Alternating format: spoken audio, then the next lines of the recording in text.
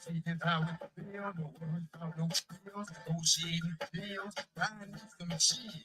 Sunning in it. When it's in your head. Everything looks cheap. I don't want no fall, but I can take it far. When it's in your call, whatever that you want, go to get it. Nah, man, shit, you ain't gon' shine. We be slaying high every day and every time. Just 'cause I'm a man, I already have a when I get up, some niggas I'm a friend. You gon' get them gold. Ain't worried about these goals. All you do is gold. The way I got them gold. Shining like white diamonds. Nothing but big time. My situation climbing. Simply cause I'm climbing. This shit in the man. You calling me the man. Y'all boys don't understand. This shit's going this way. Don't get on. Community. Carry on. Just try to get it. Do it wrong. I'm in the middle and I'm holding on. You know my team, we don't static lead. Oh, I'm in the in between your feet. Man, you gon' learn. I just think you'll learn. Right after you get turned, you gon' get I'm gonna tell you once, I'm not pulling this time. Got gold on my fronts. People looking months. I don't want to be broke. I gotta feed my folks. Niggas close, running by these folks. Open up your face. Let me get a face. A lot of niggas fake. But let it go to face. I won't let it be. Get that deal of me. All of y'all gon' see. You can let your feet. Look me in my eyes. Don't tell me no lies. You want to take my lies. You trying to get some pride. I feel I'm running just like a chill. Ain't gon' take no tear. When you just a feel. I won't get on. So do it. Carry on. Try to give it. Do it wrong. I'm the commander. I'm it on. Trying to do that wrong, but you did that wrong. You called me on the phone and told me it was on. Now I'm in the streets, bringing on that straight to where you see. Won't even somebody gonna go up like a bitch, but I'ma get them quick and hit them with my shit. You was gonna try to bust, but I don't give a fuck. He would've shot me up if he'd got me up. I'ma take my charge and grind like a fraud and holler at them boys. On the book of the ball, booty, I'm in jail. Get on up my tail, feel about my tail. Get me out this hell so I can see the light. Open up my shop, I hope that bitch ain't died. Nobody got my spine. Hey man, this is Junior the Truth, man. Mr. Ohio born player made, man. The black gentleman, aka Mr. All Hustle No Luck, man. This Money Power 4. This is Kurt Sugar. What it is, y'all? We back. Host of the show, Terry. Get Off Your Chest podcast. I got the fellas with me in the building. What's going on, everybody? It's your boy CJ. Get It Off Your Chest podcast. Let's get it. You already know what it is. It's King Rhino 27. Hey, this Chop Marcus Corley. 78 Sports TV here. Salute to the mighty LDBC, Lions Den boxing community. For those who don't know, now you know, and you tuned in to Supreme Beast. Supreme Beast. Supreme Beast. Boxing talk, man. Right here on YouTube. Check them out. One of the best shows on YouTube. Peace to Supreme Beats Boxing Talk. We live with it? Yeah, we live with it. Run it!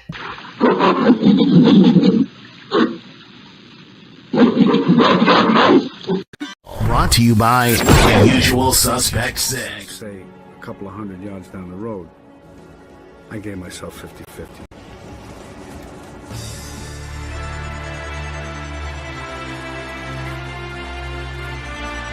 UsualSuspect6.com.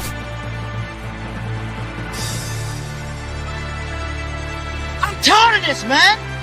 I'm sick of worrying about lit cars. I'm sick of worrying about the government. I can't eat. It's a Usual Suspect thing.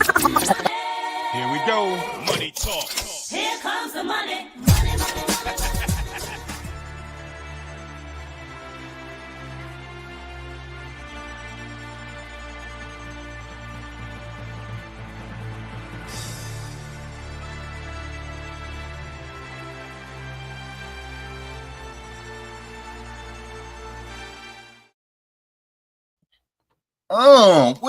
What it do?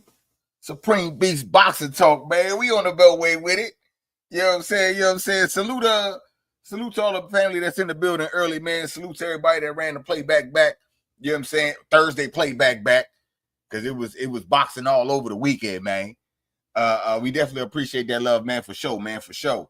For real, especially with it being on a day we don't normally go live, man. We definitely appreciate that, man. Let me scroll up, see who we got in the building, man. You know what I'm saying? Salute to my brother, man. Big Joe Townsend in this thing, sliding through, showing love, man. What it do, Joe? What it do? You know what I'm saying? Salute to the beautiful queen, Tay, the real queen of MMA and combat talk, up in this thing, sliding through, showing love, man. We got my brother Rod Neal up in this thing. We got Mr. himself, Mr. I call him Junior Stradamus out this smug. You know what I'm saying? Junior the Trooper up in this thing. What's happening with it, Junior? You know what I'm saying? Yeah, man. Yeah, man. Salute to my brother, Craig L. Mr. Get It Off Your Chest podcast in the building. Slide through, showing love, man. What it do? What it do, homie? What it do? All right, man. I got my brothers in here. Let me pull them up real quick. We got KG in the building, man. We got our fella, the mad scientist, up in the building, man. Our fella, hell of a weekend in boxing, man. How was your weekend? What's going down with you, my brother? What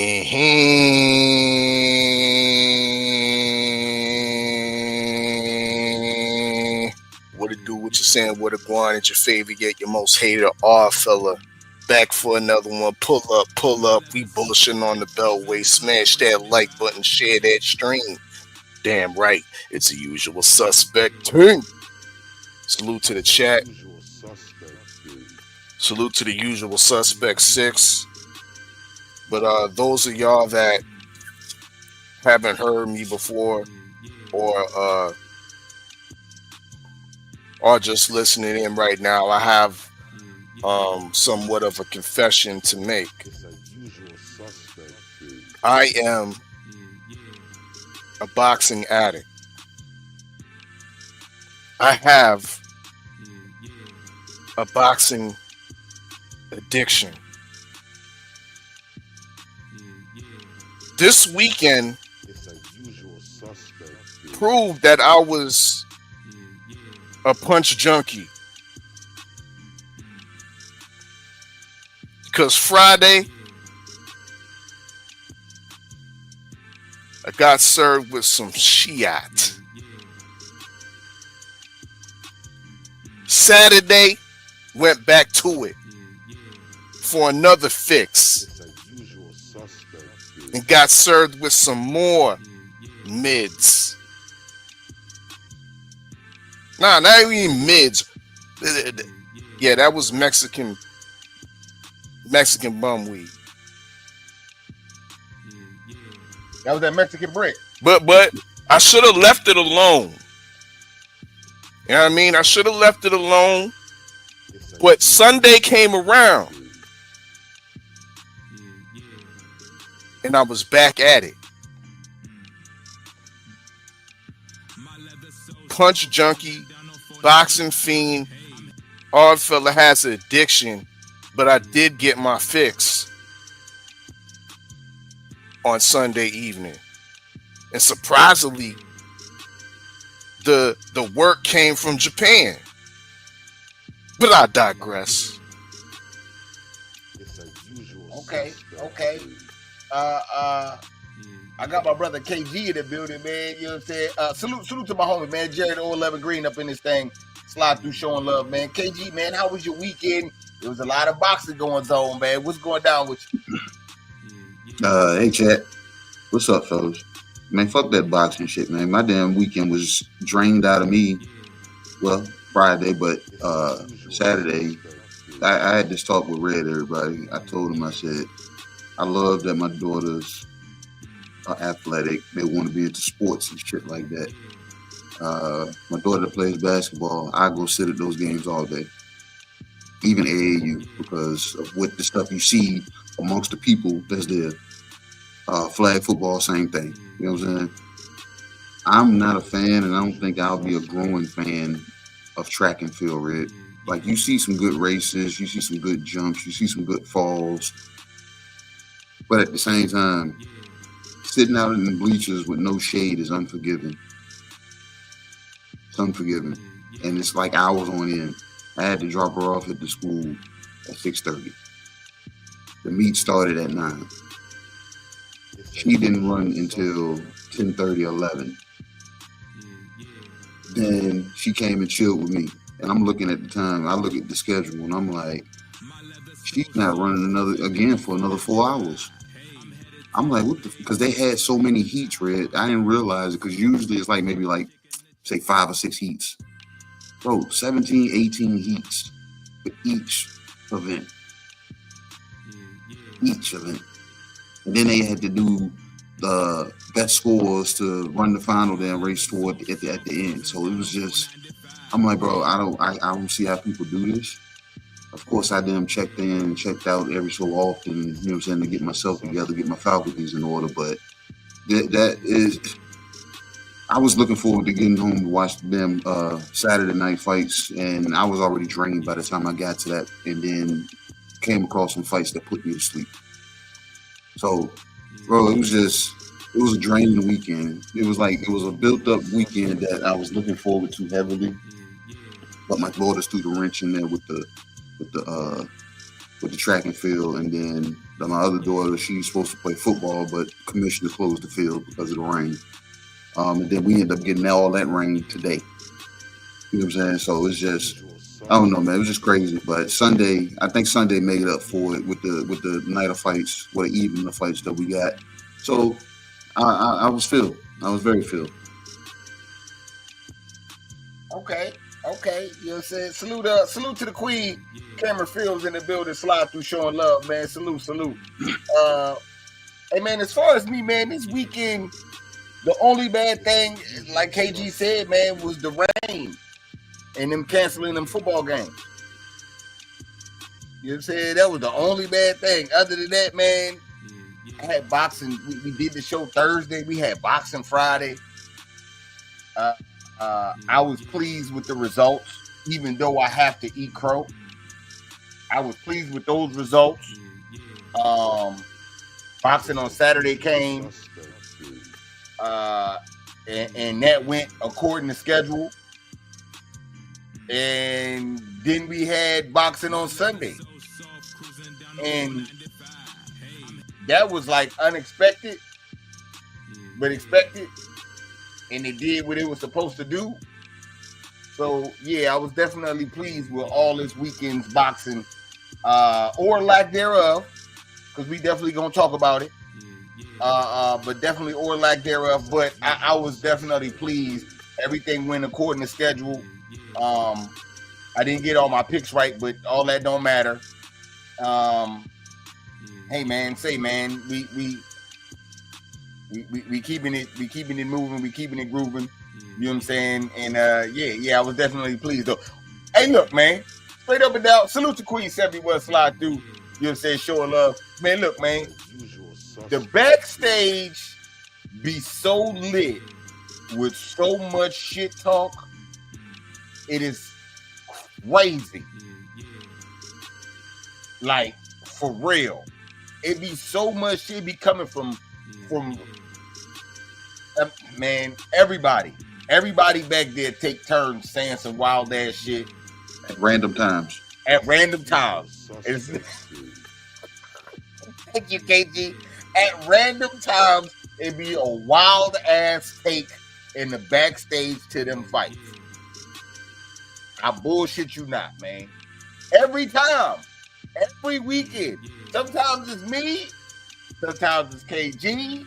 Sometimes it's Axe. Sometimes it's I. Sometimes it's Queen 71. Man, I'm telling you, it be so much wild shit going on in that backstage, man. It's damn near as good as the fight. For real. So I would say that, man. The fights, like I said, the fights was great. They canceled football, messed me up. Monday went smooth. The weather don't know if it want to rain or be sunny. It rained on my lunch break. By the time I got off work, it was hot and sunny, and it evaporated all the rain. Right before I started the show, that was when I got off work. But right before I started the show, it's thunderstorming again. There's lightning outside and some more stuff. I started to play the Missy Elliott I Can't Stand the Rain, but I forgot it was Cinco de Mayo, so I had to give y'all some Juvenile. Our fella, real quick, I ain't asked you, what do they do for Cinco de Mayo in Canada? It's a usual suspect. I ain't even really like that. You know what I mean? Tacos be cheap. I'm just saying. Can't go wrong with cheap tacos. I mean, but have you had the tacos up here? I was telling Red like a while back when I had them burrito tacos. They wasn't it, bro. It wasn't it. Yeah, so they can hold them cheap tacos for all I care. Oh man. See. And I think that is that racist? No, because that's what this culture behind. They eat so much different food other than tacos. But it's easy. It's cheap. Okay, so if on Juneteenth niggas start selling watermelon and shit, is that racist? It shouldn't be, because it's cheap, especially if they're in season. Don't they got the red velvet cake come out? What the fuck red velvet got to do with anything? I don't know. You lost me. What? I swear, there's a special red velvet cake that comes out Juneteenth. Nah, I don't know nothing about that. I'm gonna be on the lookout. I'm gonna be on the lookout for June. I like red velvet. Now that you said it, I'm definitely gonna be on the lookout because you international, and that means that the United States is telling the world that's what they're doing. Mm-hmm. So we got to figure out about this, KG. Gotcha. We got to get to the. There ain't nothing wrong with that. I mean, red velvet shit. If you want to call that racist. Nah. I said watermelon, not red velvet. See, red velvet. Ain't nobody want no thinking about no watermelon, nigga. Selling. Yeah, we gonna red velvet cake though. Yeah. And the world don't know about. See, internationally. I'm talking to you from an international perspective. They don't know red velvet cake like that. Like we know red velvet cake. Yeah, I know red velvet cake. Yeah. I had a red velvet mini bundt cake there about a week ago. That shit was delicious. Delicious. Okay.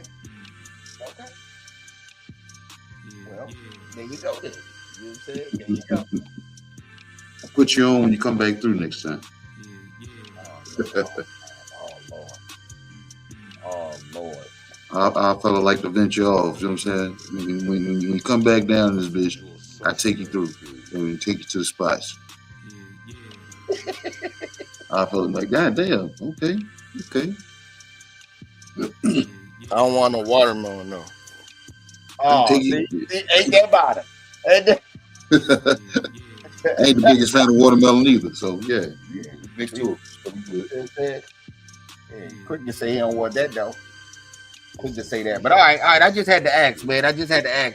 What they doing out there, man. Salute to my brother, man. D-Man Jr. in the building, man. Dope, man. Yeah, that's me. Okay. I guess we could get straight to it. You know what I'm saying? We could get straight to it. We had boxing over the weekend, starting on Friday. You know what I'm saying? Well, no, let's start with Saturday card.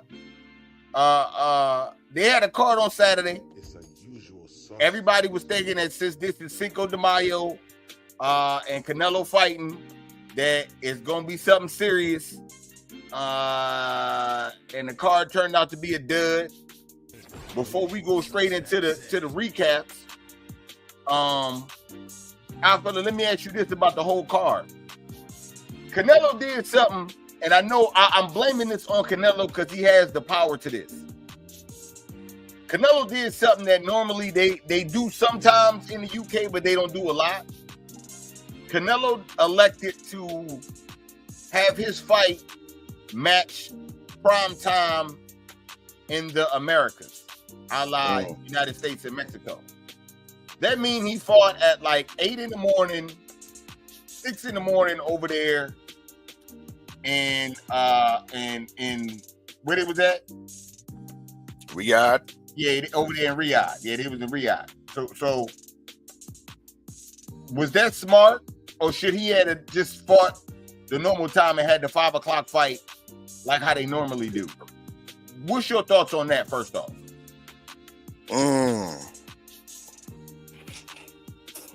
Yeah, I think he was trying to be noble. Try to give something back to the Mexican fans, though, that this was one of the first times that this, for the Mexican fan base, this fight wasn't going to be free. This is pay-per-view, was pay-per-view in Mexico as well. Because, you know, a couple years back, or was it last year sometime, Canelo did that deal with TV Azteca to give the Mexican fan base, those that live within the Mexican borders, free Canelo fights. Well, that came to an end with William Skull, and I guess the concession that was made since the end of free Canelo was to at least give the Mexican fans the fights during regular scheduled programming, which I think highly affected the quality of the fights during the whole card. Affected the ambiance and the lack thereof vibe within the building. And we know Saudis and whether it's in Riyadh or whatever, the atmosphere is not the most grandiose. It's not the most vibrant.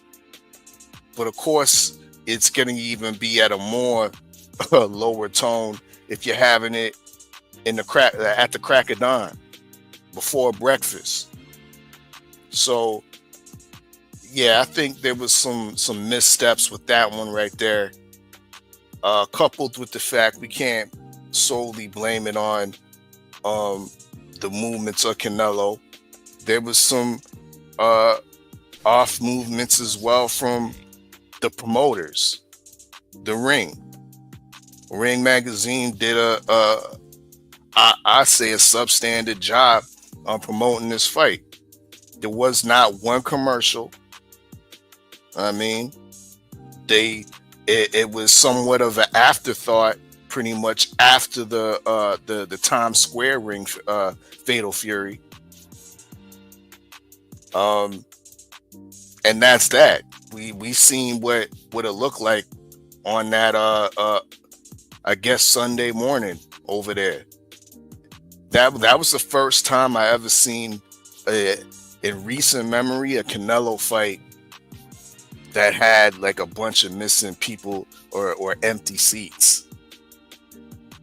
A bunch of empty seats in many sections.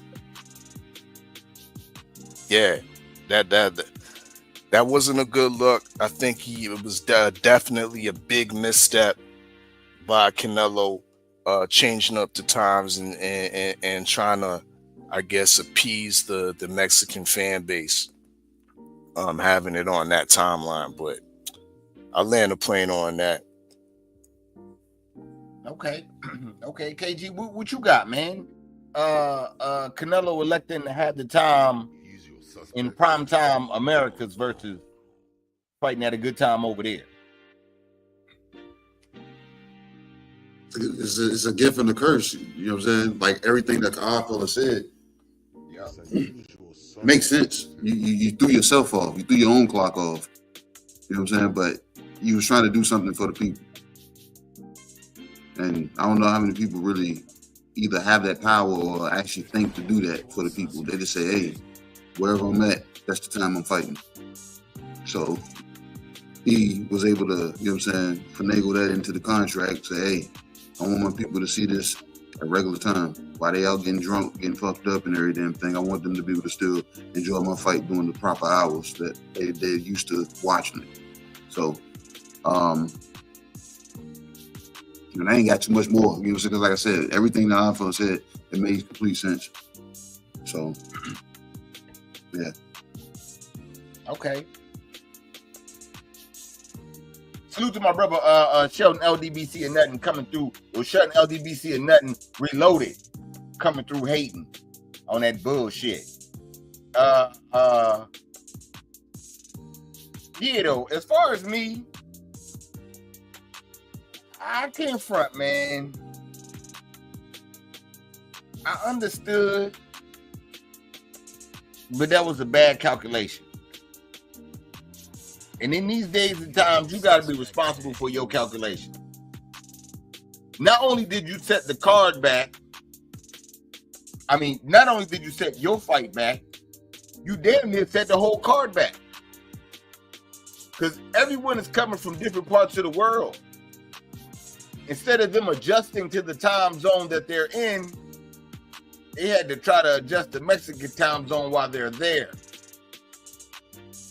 There's no reason in hell motherfuckers should be finishing a broadcast saying, all right, man, let's go get some coffee and breakfast. Ridiculous. And the fighters fought like it. The fighters definitely fought like it, man. Salute to the family. 2 cents sliding through, showing love. What's happening? You know what I'm saying, to the fam. Okay. Let's go to the recaps of of everything. Hold on, let me pull it up. Okay, I fella, man.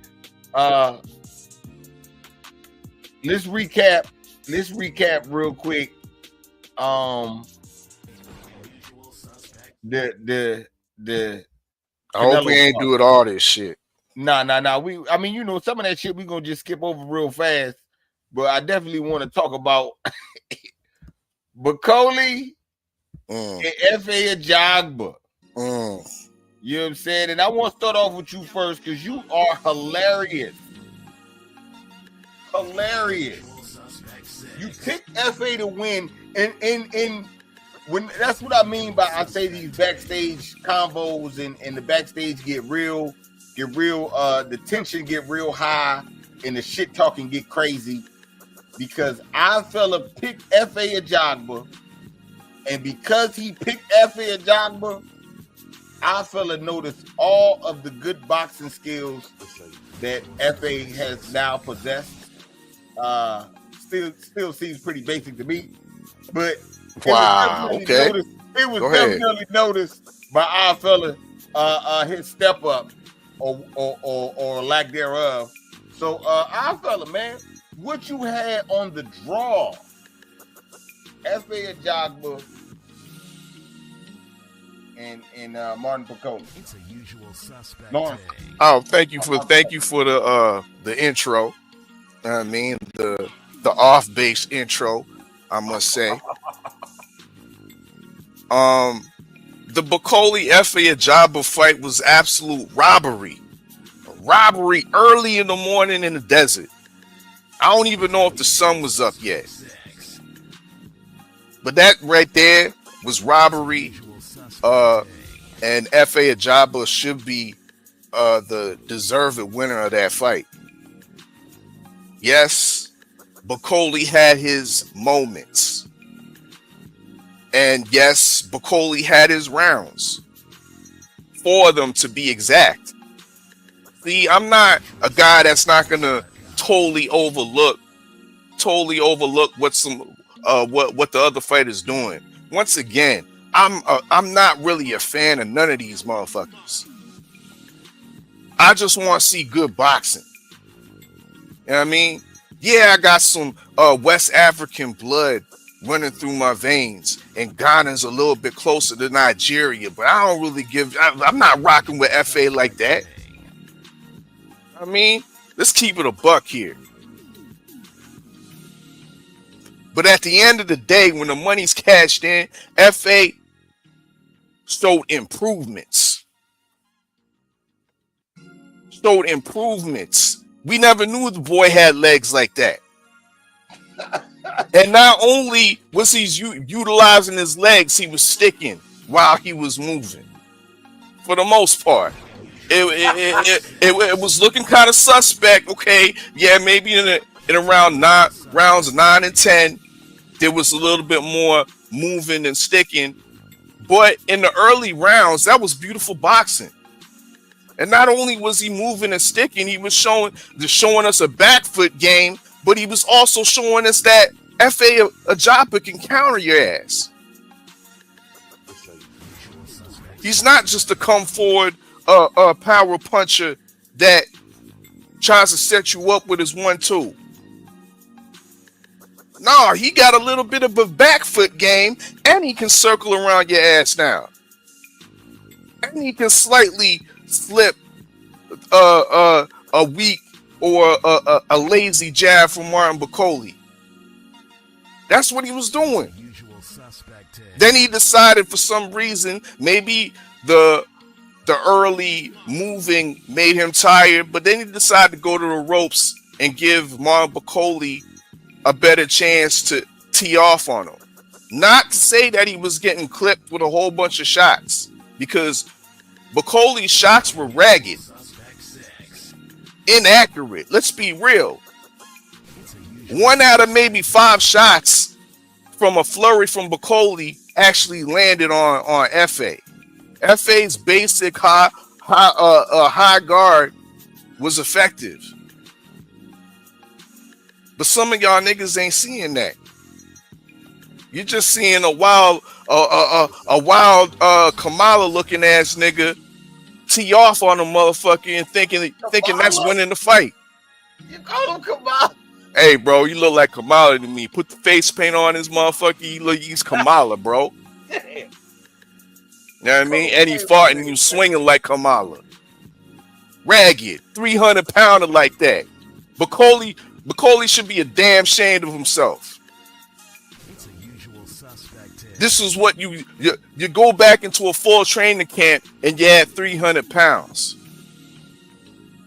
Looking oinkish. Nah. And we got here, niggas out here caping saying that, yeah, the draw's cool. F.A. was running too much. Nah.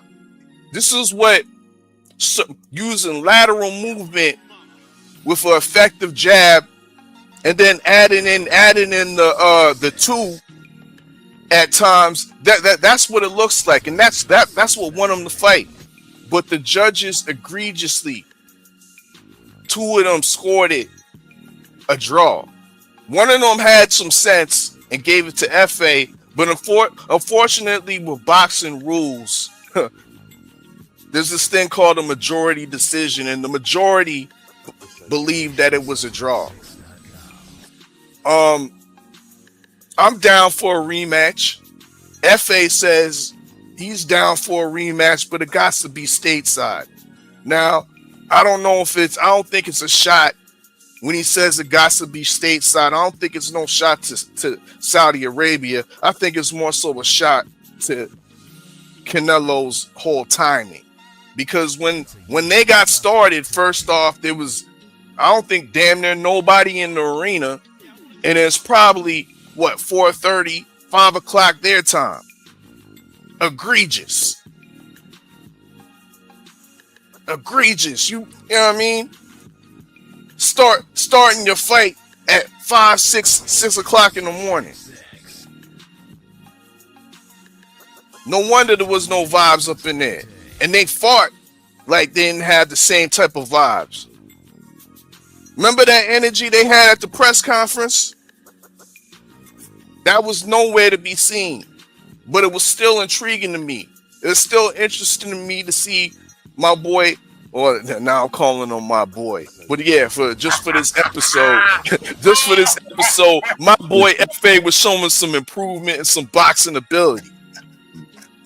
And once again, I land the plane and say that the man was robbed in the early morning in the desert. Shit. Well, shit. Hey, and one more thing. Play that Crow video, because everybody got to eat it. Oh, shit. Everybody.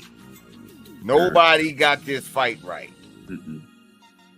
Not one person. Hold on. Not one person got the fight right. Yo, that's crazy work, man. No shit. Yeah, you know, say I gotta pull it up. Yo, that's Put some of that on the plate here. A A little bit of salt. I can't eat that. A little bit of black pepper. I'm not eating that. The crow meat looks pretty good. Say the best piece for you.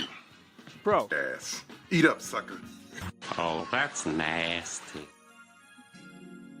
Nasty work, man. Nasty work then got us, man. You know what I'm saying?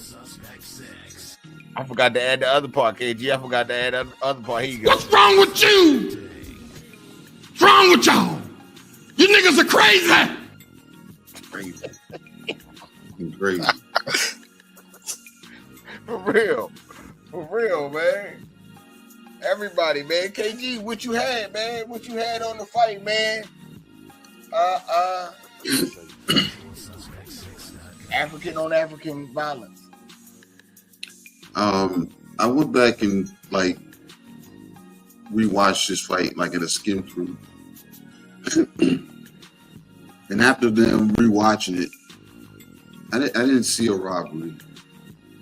I saw a fight that could have, went his way, but I seen why it was a draw. He spent too much time on the rope side, like too much time, and all that. What I don't know how you really describe Bacoli's punches that you said he was throwing, but ragged. They were still landing, some of them, and the ones that were landing, I said 1 out of 4. Yeah, but that one punch was a selling punch because the way they would land on FA, that's a selling point to the judges. I'm seeing you bent over the damn rope. I see you get slumped, you know what I'm saying? The way you're catching these punches. But FA, when he was out moving around, like I said, good lateral movement. He's come a long way. Excuse me. But he still fell back into his old foes in certain spots, standing up tall, being too upright. But his 1-2 wasn't always a 1-2. It'd be a 1 and then it'd be an overhand because he had to get over Bacoli's, you know what I'm saying, guard. And it was actually effective. But you can't load up on punches with these guys. You gotta pace yourself because a guy like a Bacoli, just because he came in out of shape and Joseph Parker was able to put him down, that's a different, you know what I'm saying? After you got to set all that up. So you shouldn't have been, you know what I'm saying, gassing out early to the point that you had to go find the ropes. You allowed this man to get deeper into this fight. You know what I'm saying? To this fight it was a neck and neck thing toward the end because of those mishaps.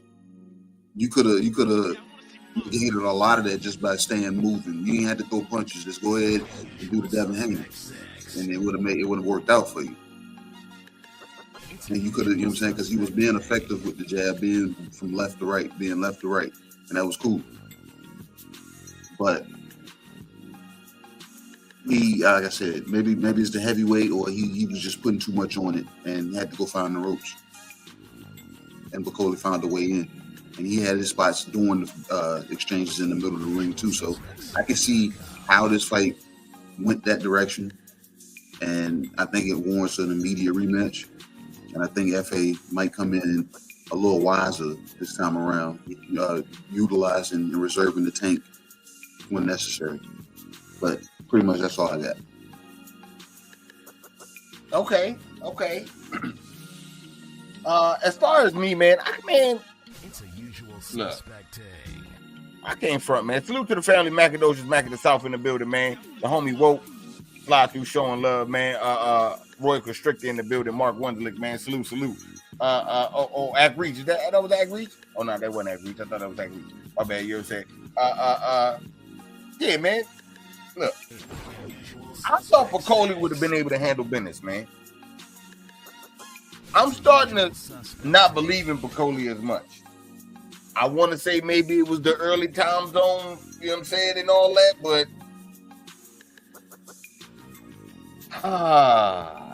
this is the second real bad showing. And this is the second time this nigga came in 300 pounds. And I don't give a fuck. 299 and 300, nigga. You a skittle away. So you convince me with the bullshit. You know what I'm saying? I'm not feeling that. Coming here all fat, you know what I'm saying? You cut the ring off barely. After they beating on your ass, then he start running away and put you back in the fight. I don't know what the fuck is up, but as the lady, your ass been looking real average. It look like you can only beat up young niggas. Any old nigga come around or anybody with some seasoning, like I feel like to say, they can handle all that shit you throwing. That's what it's starting to look like to me. I don't know, man. I'm not all the way sold on him no more like how it once was, man. The knockout I tried to blow past, but this shit, that was a bad showing. When you beat Big Baby Anderson, you was like 280 something. Bitch, you coming in 20 more extra pounds. What you talking about, man? I'm just saying, man. I ain't always sold on him no more, man. I don't think he live in the boxing lifestyle. Fuck no. Nah, B. That nigga got excited after he got paid. That nigga said, I got my check and I was gone. Yeah, I mean, but trainer even snitched on him. Man, like I said, I don't think he live in the boxer lifestyle. You know what I'm saying? FA halfway exposed him. And if they do rematch, I don't know if I'm picking him. I'll tell you that. I gotta wait till they come in at the weigh-in. Will he show up on the scale like is gonna determine if I'm gonna pick him or not. That's a damn shame. That's how we gauge him. That's how I picked this matchup. But I did know. But see, to me, he is a level or two above a Jogba. But not taking this shit serious, Jogba whip your ass. You hear me, Red? That's a damn shame. That's how we gauge heavyweights on how they gonna perform, what they show up weight wise. You know I mean, I wasn't doing that shit though, but because I figure, you know, he a fat nigga. Sometimes fat niggas be, you know what I'm saying? Some fat niggas, man, they eat a quarter pound and they gain 20 pounds, man, and it be like that. That don't mean that you know what I'm saying? But this nigga, he a little bit different, man. That nigga over there eating wildebeest and shit. Slow cook. Yeah, thinking that shit cool. Everybody in the world eating brisket. This nigga eating wildebeest. Man, fuck out of here with that. Fat ass nigga. You know what I'm saying? So yeah, that's what I got on that one. Was it another pick'em? Oh yeah. Munguia and Bruno. Real quick, I fella, man, what you had on Munguia and Bruno? Not much. I mean, it was a decent fight. I mean, it was as expected. I think Jaime really stuck to try to stick to the game plan and box cautiously, and he was effective. Definitely effective, and took a couple risks at some times and whatnot. But as expected, Bruno Soras is a middleweight. I mean, that really upset the apple cart in that moment of time. But ain't no shame to how he performed in the ring. He put in his effort, you know what I mean? But once again, I don't think he's big enough, and I'm not gonna say he's limited, but Jaime was just a better boxer on the night. Most definitely, and made some improvements and corrected the mistakes that happened in the last. Bruno would be great to go down to a middleweight division that isn't very deep. You know what I mean? There's a spot for him definitely at the middleweight division where he's still rated, mind you. So, yeah, like I said, I don't really got much on the fight. It was decent. I mean, but a decent win for Munguia. Okay. KG, what you had on the fight? I ain't got too much either, you know what I'm saying? Bruno, in my opinion, he gets a nod for being tough. Because Jaime was on go. But like I said, Reynoso had game plan devised for him that was more so fixated around boxing. But anytime he had the chance to load up, Bruno, you know what I'm saying, was like I said, you can see that soft body catching them punches. You know what I'm saying? But he was a tough guy. And you can say Jaime got his revenge, but not really, because Mexican style, you stop me, I got to come back and stop you. And he didn't stop this guy. So, you know what I'm saying? So I don't know if revenge was really achieved or he was just looking to get his hand raised. But I guess good job, Jaime. Now get back on track and do what it is you're supposed to be trying to do. Yeah, man. With me, man, this wasn't Jaime. I was about to say some shit that I don't want to give him credit. Jaime damn near like the Kevin Durant of boxing, man. You know what I'm saying? Salute to Macadocious back in the South. Code 67 sliding through, showing love. Jay Good in the building. Philippe Cunningham in this thing, man. Salute to the brothers, man. He like, yo, how you get beat up by Canelo, then you go with the trainer? Got Reynoso in the corner and shit. So that right there got me looking like, what? Then you don't even beat this nigga up. You just go to decision. You had the decision no matter what. I'm not sold on McGee. McGee is right back to the same old McGee tactics, man. If you ask me. I'm not sold on this guy. I never really was sold on this guy. And every fight he shows me why I'm not. For real. Because I just don't see it. Maybe it's me. But I don't see it, man. You know what I'm saying? I don't see it with him. All right. What else we had? What was the main event, huh?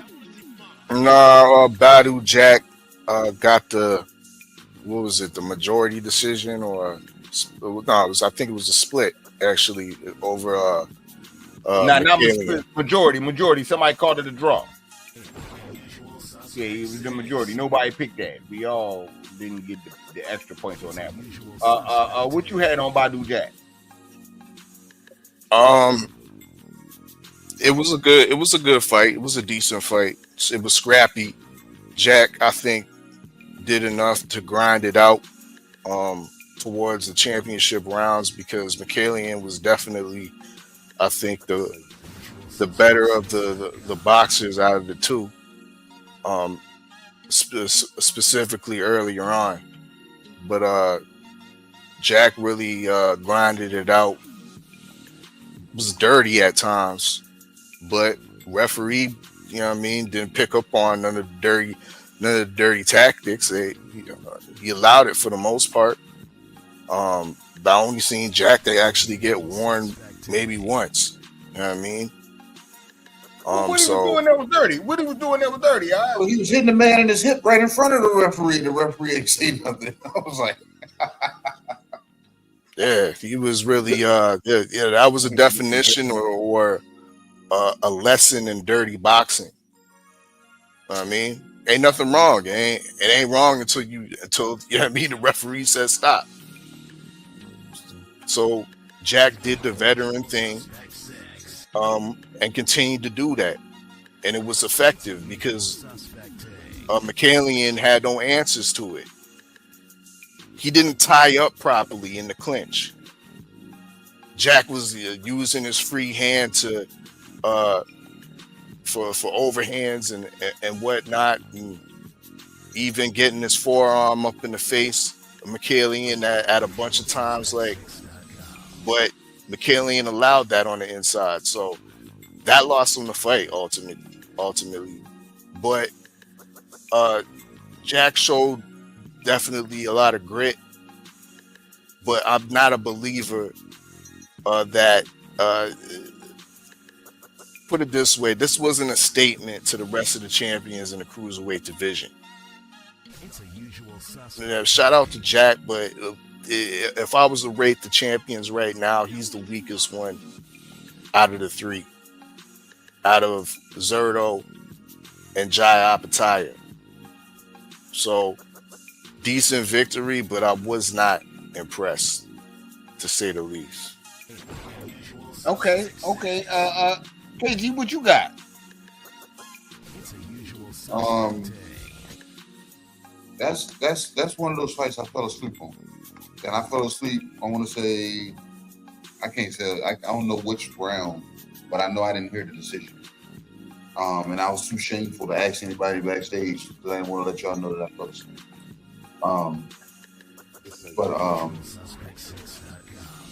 Badu Jack looked like that old dude that knows all the dirty tricks, like our fella was saying. And he was looking the referee in the eyes. He was doing it every time. And that eye the eye contact he was giving the ref was like, you ain't gonna say nothing, right? The referee's like, no, I won't say nothing this time. You know what I'm saying? He said, because I didn't really mean what I did. He was moving in there like I do when we do media, Red. I do shit until people tell me no. And that's what Badu Jack was doing. So he grinded it out for the most part. And then I took a blink and I woke up and seen Canelo and Skull in the ring. Getting I want a clean fight, touch gloves, go back to your corners. That's why I was up. Okay. To me, Badu Jack motherfucking box circles around that white boy. Everybody, I heard a couple people saying that he was nice and that, you know what I'm saying, he was going to upset the apple cart and what he did back in the day, and they robbed him when he fought this guy and that guy and all this other shit. I heard all that. Badu Jack, grown ass, got in there and beat his ass up. I want to say old, but he ain't old. But he got in there and whipped that boy ass. Talk about being a vet. I don't know what the fuck our fella talk about. He might be the best one in the division. And if Ja Apatow or Zerdo feel some type of way, tell him set it up and come get the motherfucking belt. Tell him set it up and come get the belt. Don't talk about it. Be about it. Because I know if you called Badu Jack name, he gonna be your Huckleberry. It ain't gonna be no faking with him. Let's keep it legit. Badu Jack is on date right now for having one of the most bloodiest battles in boxing history. And it was all his blood, and he won.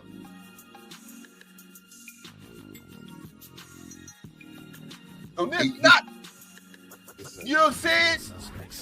Don't think because he been out there chilling with the sand with the motherfucking dish rag on his head and shit that he ain't about that shit. Get out there and beat the shit out that any one of them two niggas. Let them set it up. But Badu Jack is old enough to say "nuck if you buck" and his opponent not know what he means. Well, hey, Badu Jack, look. Badu, yeah, you right. That nigga in our age bracket, all three of us. That nigga's in our age bracket, so yeah. And he out here whipping ass, and I'm rooting for him. You got the game. He's gonna be bucking if you get in there with Ja Apatow. He ain't got the legs for Zerdo. Tell him set it up then, nigga. Tell him set it up. Tell Zerdo don't come in overweight. Tell him nigga set it up. What the fuck you talking about? Oh, no, Zerdo. We're so worried about Zerdo. Man, and he'll be Ja Apatow too, man. He's whipping both their ass. Either one, man. Let him fuck around and find out, man. That's what I want. Yeah, I hope it doesn't take another 3 years for Badu Jack to come back. Let him fuck around and find out then. They got the belt. They want to go undisputed, right? Fuck around and find out. The opinions of Cadillac Red are not those of all the Supreme Beast boxing talk. Y'all got Badu Jack fucked up. Badu Jack got motherfucking, he got the OG sandals, he got a spatula in his hand flipping burgers. If Unc gotta put that motherfucking spatula and drink down and put the gloves on, he gonna fuck one of these young niggas up. Tell him what's happening. That's the problem now. Y'all niggas always trying to disrespect. He get some straightening around this bitch, though. He definitely get some straightening. You know what I'm saying? For sure. For sure. All right, man. What we got with Canelo, man? Go ahead with the Canelo fiasco. What's your thoughts? This was absolute trash. This was an embarrassment to the sport. I wonder what the Mexican fan base is saying about this fight. This was an absolute travesty. And in my opinion, this fight should have been just called a draw. Cause ain't nobody won this fight. Nobody did enough work to win this fight. I mean, because first of all, we can somewhat expect William School to do what he done in that fight with his supreme circling,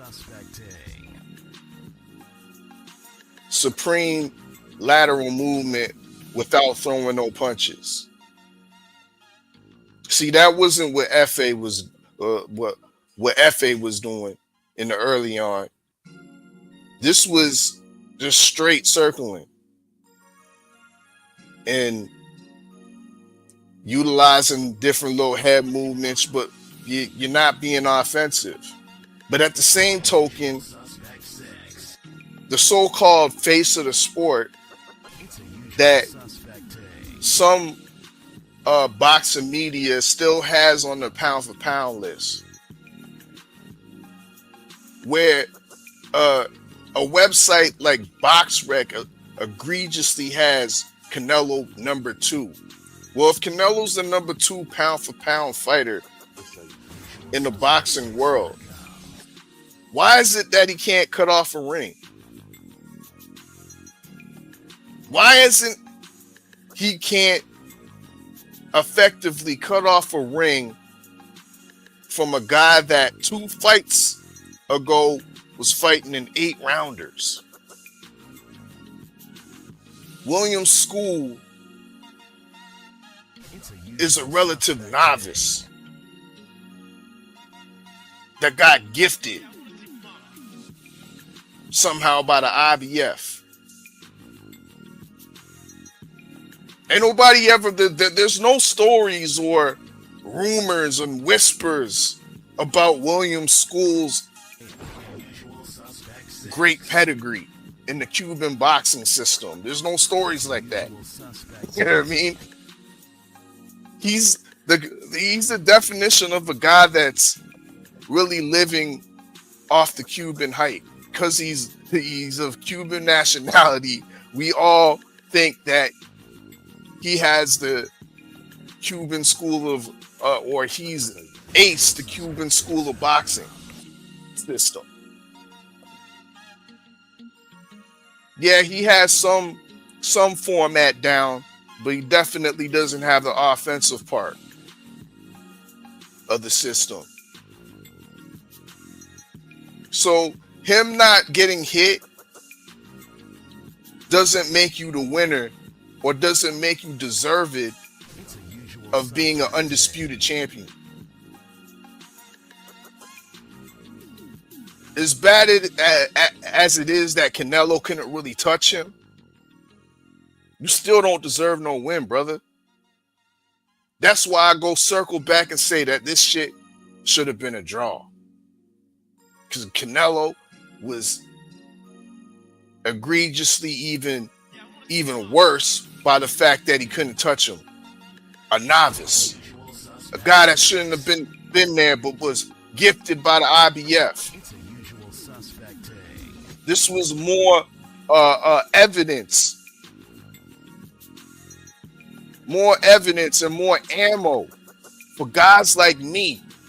Guys with the flashlight campaigning for Bud Crawford. Telling y'all niggas, see? And this is what y'all, we didn't want, I don't want this for Crawford, man. Canelo's too big. Canelo might be too big, but he too slow and he can't move. You saw the face-off at the end of the fight. Bud has a little bit of the height advantage, and he damn near even looks bigger than him. It's a usual suspect. After assessing what Canelo does in the ring with a mover, what do you think Bud's going to do to this guy? With his master level of lateral movement and angles, being able to seamlessly switch from orthodox to southpaw, and vice versa. Canelo has no chance. This was an exposure in the worst degree, but an exposure for both fighters at the same. Usually you only see one fighter get exposed. This time we saw both fighters get exposed on the same night. It's a question. Can I ask you a question? Go ahead. How does William Skull get exposed and you didn't even know nothing about him? I was going to ask the same thing. Because when I say exposed, I mean exposed to y'all niggas. Because me, I already did my soft digging a long time ago, and I was telling y'all this guy's a fraud. This guy's been fighting 8-rounders. This guy hasn't beat one top 10 opponent. And then when he did get his shot against Vladimir Shishkin, they gave him a gift in Germany. But y'all didn't watch that fight. Y'all don't know the background. I do. Exposed. Exposed for just being a Cuban by blood, but not by the boxing system. Fuck out of here. I'm done. Oh, well, all right. Well, all righty then. Well, all righty then. KG, what you got? Exposure, whatever for school. I ain't getting zero fucks about no damn William Skull. This was like prime real estate for Skull to, like, even in a loss, fully expose Canelo. And to a certain degree he did. And if y'all saw the cut scenes when Bud was watching the fight, you see him leaning forward actually watching this fight because he can see the lateral movement where Skull was going wrong with it at. But not necessarily wrong because that was his style of fight. But Bud saw the con in it and he sees where I can be effective with this because our fella spoke on Canelo not knowing how to cut off the ring. I don't think that's the case. I think almost 70 fights in, this man has been masterful at cutting off the ring. I think he's at a point where he can't cut off the ring because the legs don't move like that. So it's not that he doesn't know how to. It's just you trying to cut an angle and you trying to shrink down that ring and make that ring smaller so you can cut the ring off. But you got a fleet-of-foot guy that's getting out the back door before you can close it. Every time, so Canelo going forward, even with the Bud fight, he's gonna have a shotgun at that back door. So even if Bud gets out, he's gonna have to catch him with something, and that's what he was trying to catch Skull with. And you seen him get frustrated. So he's gonna have to time that because the frustration didn't only come with the movement from Skull. The frustration came from the fact that I know I got Bud sitting right here, not as a fan. He's actually here studying me right now. And I look bad missing. I look bad with Skull catching the punches that I'm used to landing, the ones that I'm used to breaking up guys' biceps and bruising them up. Canelo looked old as shit. I've been saying that about his knees for a minute. And then the knees are showing up more and more in the present when he's actually in the ring. If that was David Benavidez, them legs wouldn't have held up. If that was Canelo, if that was Bud Crawford, them legs because he, like I said, frustration was sitting in. He at the end of the fight he said, "This is why I don't like fighting these kind of guys." No, you don't like fighting these guys because, of course, they're not gonna stand still and let you do what you want to do. In Tank's terms, do what you want to do. It ain't gonna happen that way. Not. You were supposed to be able to hit this man and slow him down so he freezes in front of you. You get what I'm saying? So it was a trash fight because Canelo couldn't set nothing up.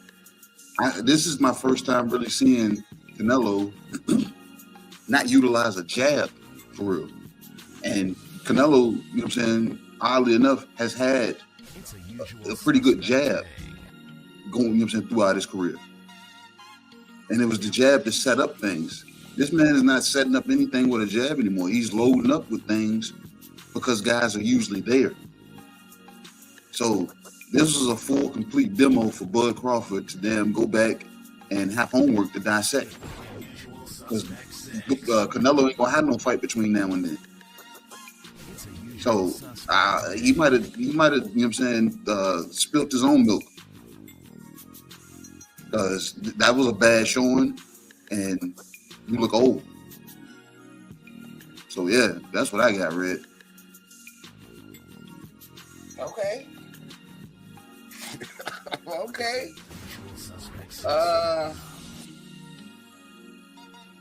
Hey man, look, man.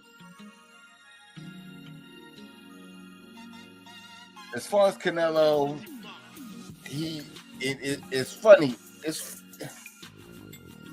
Canelo been doing the shit that he did last weekend for a long time now, and people been saying he the face of boxing and he the greatest and he pound for pound, even if he get his ass whipped. We don't care.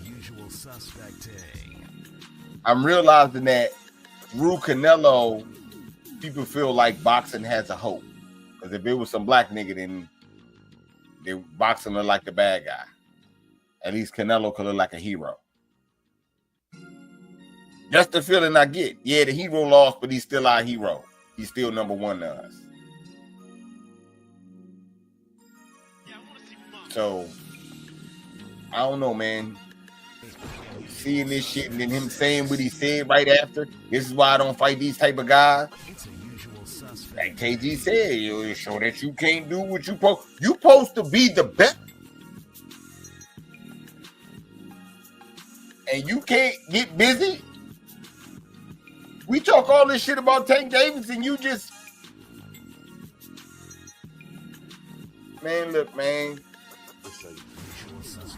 I can't wait for the Bud fight. I can't wait. You know what I'm saying? Hopefully Bud don't come in here and lay no egg. But, yeah, I can't wait for that. It's looking good. It's looking good out here in these streets. You know what I'm saying? Hopefully Vegas don't know what we know. And they still give Canelo the edge. Because, yo, I can't. The way he been going, Skull is garbage. How you let a garbage nigga make you look garbage? Like, everybody else that we was disappointed in fights, them niggas halfway belong. Skull did not belong at all. He was the only nigga like our fella will keep telling you over and over and over. A couple fights ago, he was fighting 8-rounders. You don't belong here. Motherfucking Shakur fought the electrician and got rid of his ass. Because you don't belong in here with me. There's levels to this shit. And then Skull get in here and get it running around. You can't beat his ass up. He hitting you with shots and running off and shit. Shit was hilarious. Because all I can see is, all you can see in here, if you cut off the announcers, of course, is a punch and then feet pattern and a laugh. It's a usual suspect. That's all he was doing. You fighting dirty, hitting them all crazy and shit, man. You gotta do better than that, man. You gotta do better than that. All right, man. Let's go to the Sunday card. I'm gonna ask real quick. I feel that the Sunday card had nothing but knockouts on it after a weekend of decisions. Sunday had nothing but knockouts. What was your thoughts? Was that something that we needed? It was all uneven fights. What was your thoughts on all this? You was highly entertained. What was your thoughts on the whole card before we go to the picking one? I didn't get to see the whole card. Matter of fact, I only saw the last fight. So I missed the Espinoza, I think it was Vasquez fight. Didn't see the other welterweight, Rohan Polanco. Didn't see that. But from what I did see, like I said, it saved the weekend. There was definitely some bad dope on Friday and Saturday. But the good shit came in on Sunday. And it was a heavy hitter. It definitely restored the excitement. It definitely showed Inoue is somewhat of a deal over here. Because on a Sunday evening, old Monster Inoue was able to pack out the T-Mobile Arena. Now, not the Thomas and Mack Center, the T-Mobile Arena.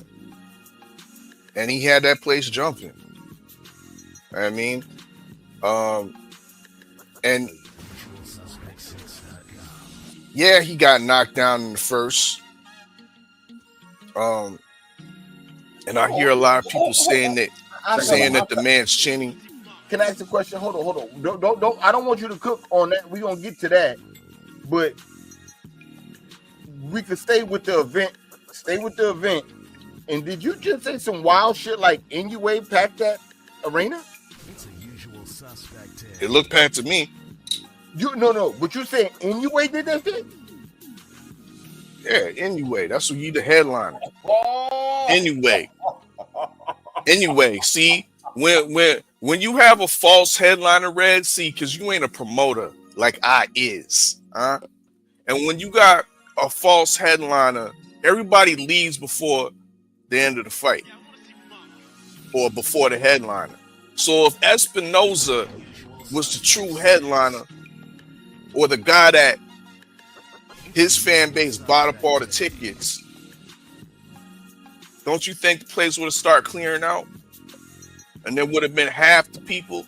Nah, that wasn't the situation. Absolutely. Hold on. Because you asked the question. Now I'm going to answer your question. Actually, I ran a battle league. So I don't know if you consider that a promoter, but I ran an actual league where it was a competition going on. And in those competitions or battles, just like in boxing, the only people that leave after the fight is the loser's immediate family. Everyone else stays for festivities.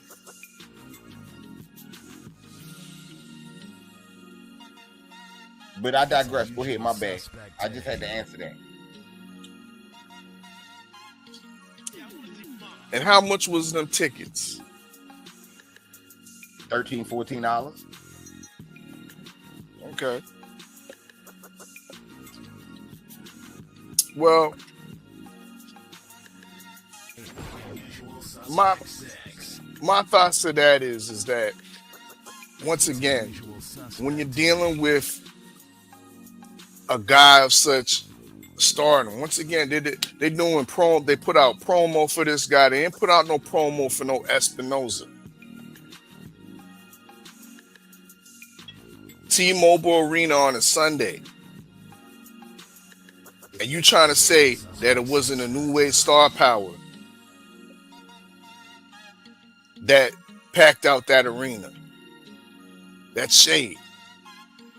That's not giving credit where credit needs to be due. You know, dig?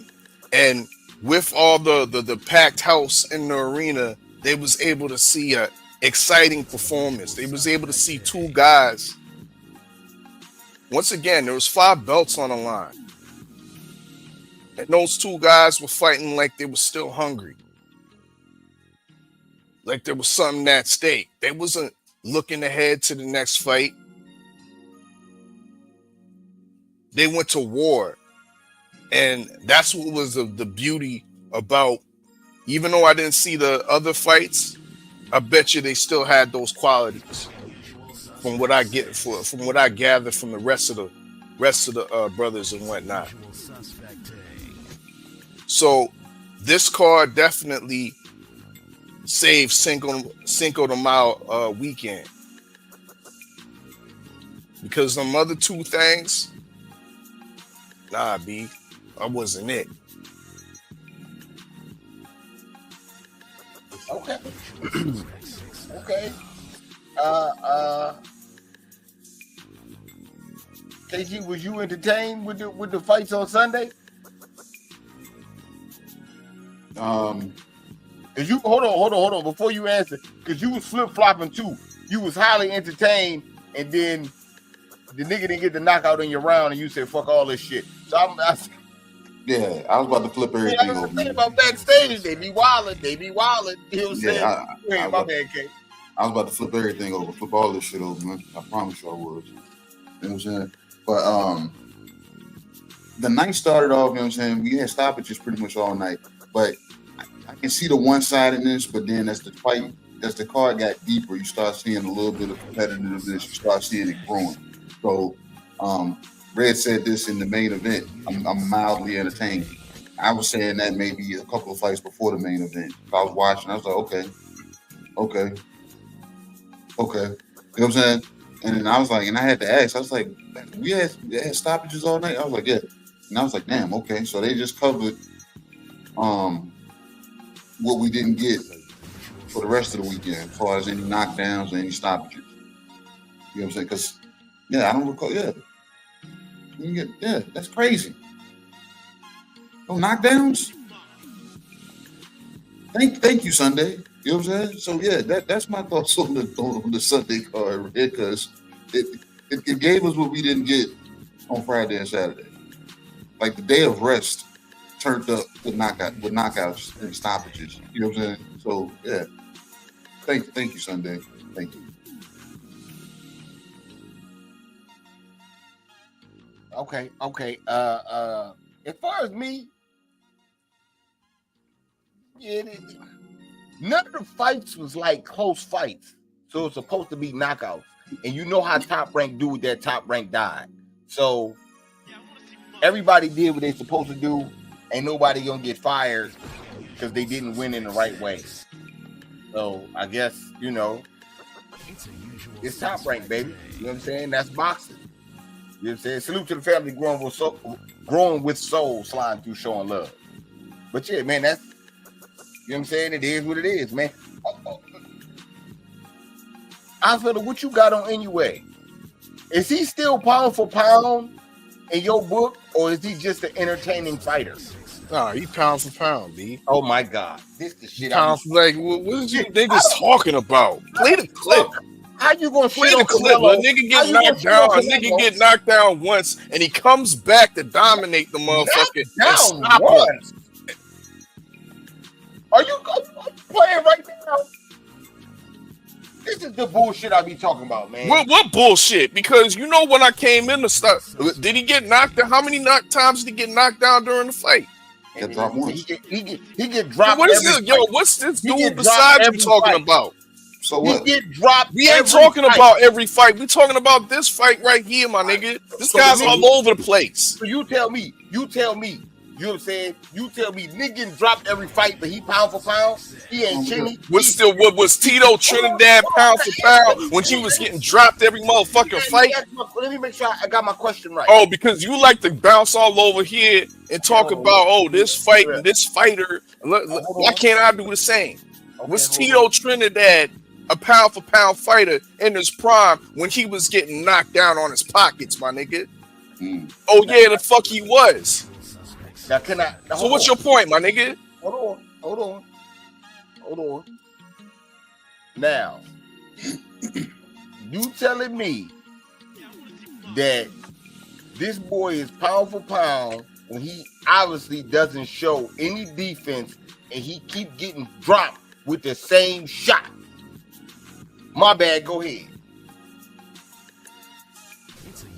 What do you mean he doesn't show any defense? Now, mind you, this wasn't his greatest showing. You could say that the definitely he might have been a little bit flat. You could say that during certain exchanges, when he gets too greedy, he forgets his defensive responsibility. Because he is a guy with above average punching power that a lot of these guys get out of there. He is a guy that has been feeding off of certain styles that haven't been shown to throw back a crisp counterpunch like Cardina was able to show. Counterpunching was on point. So those things happen when you get into a boxing ring and you really are going for the gusto. There is a chance that you might get clipped and you might get dropped, but it's what happens after the droppage.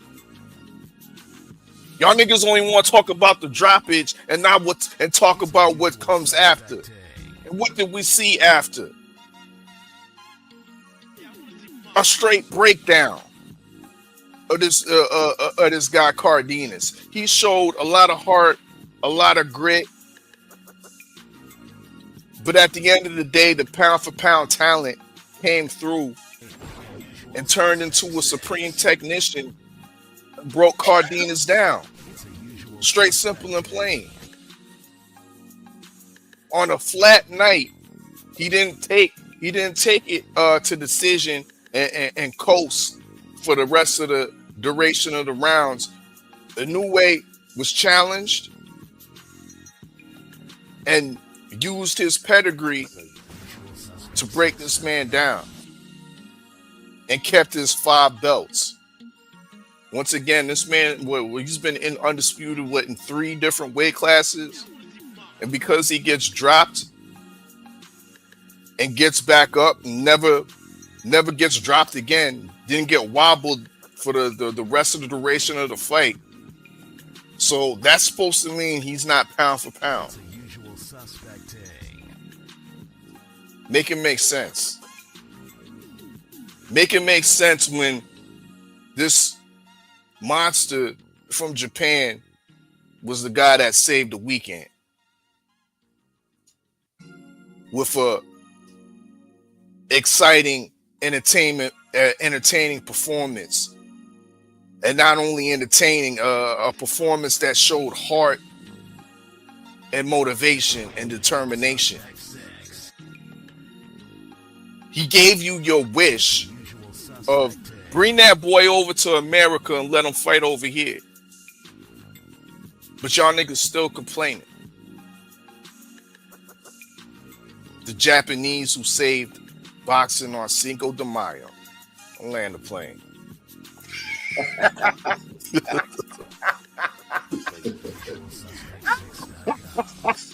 The Japanese saved Cinco de Mayo. Oh my God. KG, man, go ahead. What you got, man? What you got on Hachidashi? It was a good fight.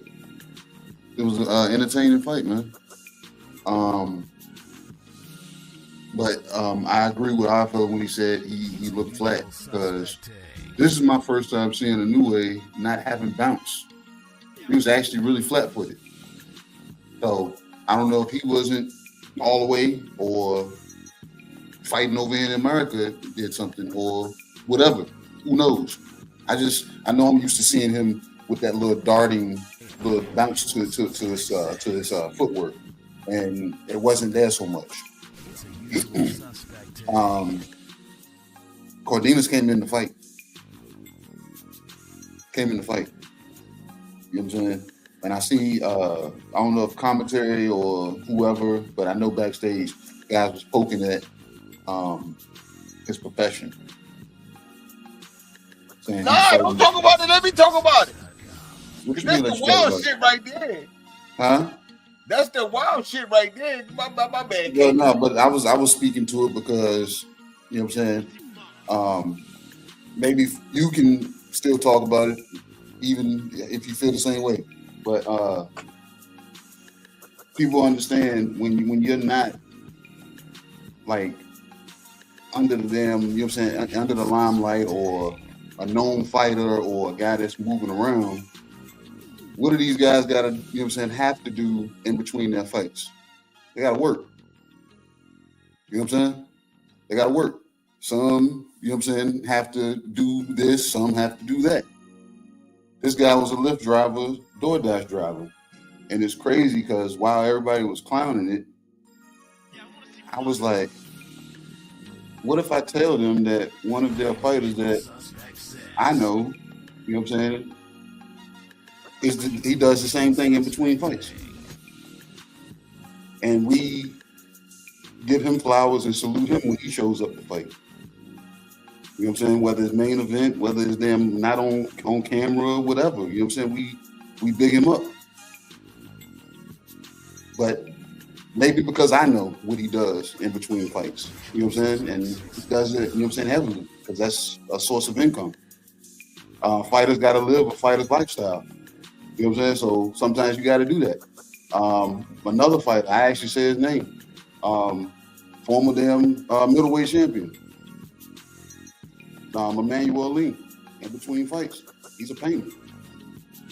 Everybody, you know what I'm saying, just because you're a boxer and you make whatever payday, you still got to manage your money and you got to live off that. So if it calls for you to pick up a job and get back to it, then that's what you got to do.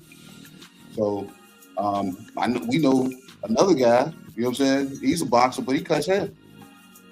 So you got to do something, you know what I'm saying? So whether you're going to poke fun at what the guy does in between fights or what he's doing while he's fighting, Cordinas came to show up. He showed up to fight, and it showed that his record wasn't no bullshit. He was 26-1 with 14 knockouts, and a new way stopped him for the first time. You know what I'm saying? So whoever it was he fought, the guy, you know what I'm saying, he had put work in. So shout out to him for coming in and putting his, you know what I'm saying, putting his best, you know what I'm saying, efforts forward, because he had great tutelage coming out of his corner. Great tutelage. But a new way just pretty much he got fired up after that knockdown.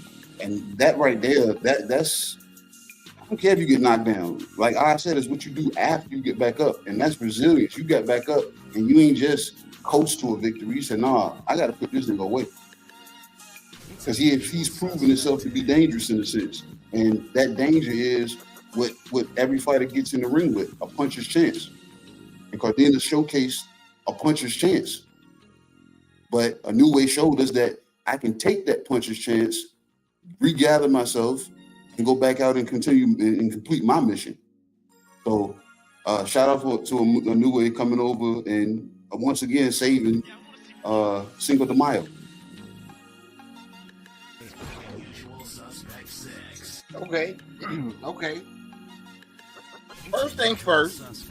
You know what I'm saying? Saving Cinco de Mayo is a little wild.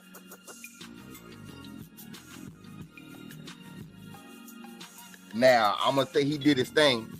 He did get a stoppage when there wasn't no stoppages. But that's how Top Rank set it up.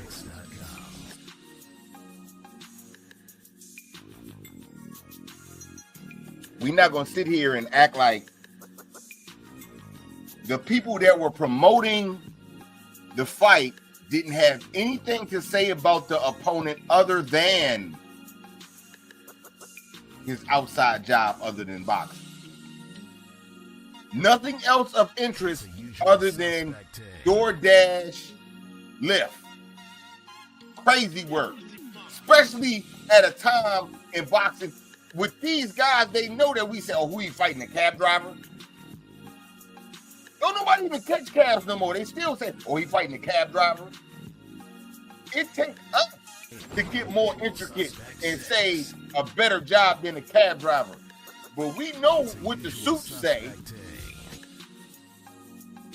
And you let them put that in the motherfucking stats before the fight? Then to make the work even more nastier, anyway get dropped?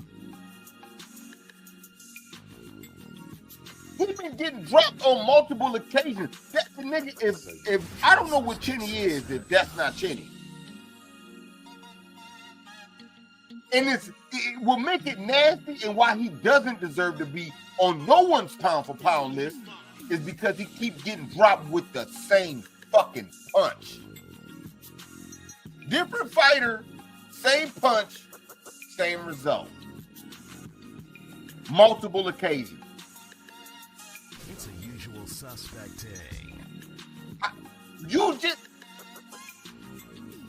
at the beginning of the show when we were talking about the so-called face of boxing, we all discussed that he crept through his whole career avoiding a certain style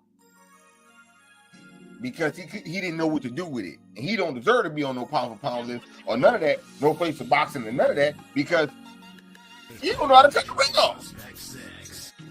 But when I tell you that a motherfucker can't avoid a left hook, all of a sudden he the best thing smoking.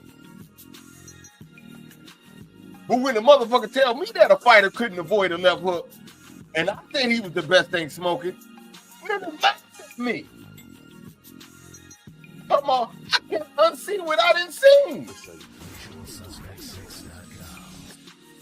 Shit not adding up, shit not making sense. I'm lost now.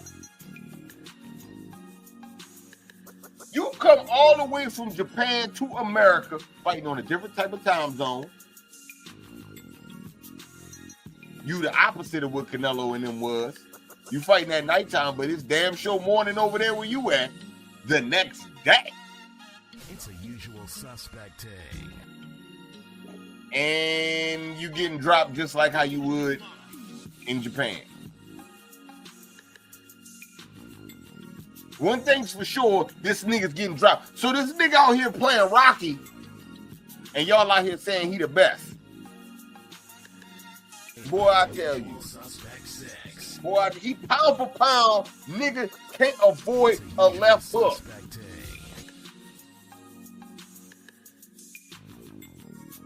He said, but it ain't about the left hook, Red. It's about what he do after. It's about him getting up. Because he get up, he stops it. Let's not get it fucked up. If he didn't get dropped, the event would have been trash because he just swept, you know what I'm saying, washed somebody we expected him to wash. I can't believe somebody that y'all say pound for pound went, let's say about a good 4 rounds, tooth and nail, with a Lyft driver that do DoorDash. It's a usual suspect. And when the fight was done, niggas wasn't saying how Inoue was the man. Niggas was saying how we need to leave 5 stars for that motherfucker. See how selective hearing these niggas are, KG. Come on. Because they love to be hating on ESPN commentary, but now they just eating it all up, calling them this motherfucker Uber driver. Because I never knew that. I just based it off of his record, who he fought, and he's 26-1. I never knew he was an Uber driver till you told me that, Red. Nah. I didn't know he was the Uber driver. Not until commentary told me. I read that shit because I don't listen to them niggas. Reading is fundamental. And I said they put it in his stats when they was giving his record. They gave his boxing record and said that he was a Lyft driver. And Red.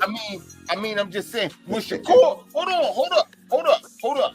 Because this is shit I'm saying.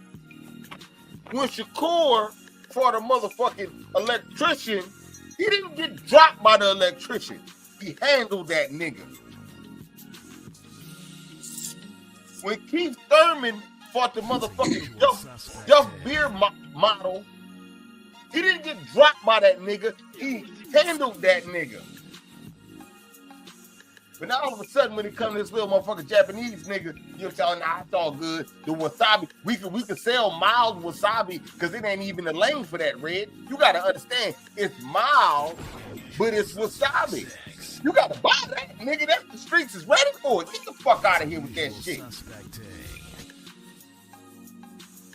Hey, You see these niggas, the man or he ain't, and you keep getting dropped, you not. But you keep getting dropped with the same punch, or you're definitely not that. You're definitely not. Like, nah, we gotta. You can't avoid the same punch from any one of these motherfuckers. You didn't got your face broke, and you ain't learned your lesson, and you still getting dropped from that shit.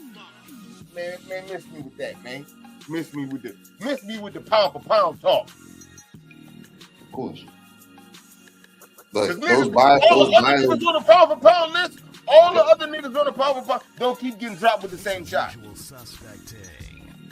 But what is he doing when he get up, Red? When he gets dropped with that left hand, is he staying down? Is he staying down, or is he getting back up? That shit sound like some LeBron James shit to me. No, I'm just asking the question. I'm saying when he gets dropped, because all of our favorite fighters on that list do something. They do something. Listen to what I'm saying to you. None of the other niggas on the pound for pound list is getting dropped multiple times with the same shot. You trying to tell me what happened after he get up? I'm telling you, niggas on the pound for pound list ain't gotta worry about that shit. Usyk got dropped. That's why they there. Look what happened. Look what he did when he got back up. Hold on. He keep getting dropped with the same shot? When he got dropped with the body shot. No. Yes, because he's known for being weak to the body. What are you talking about? Hold on, that's slick. Yes, You trying to tell me about one time.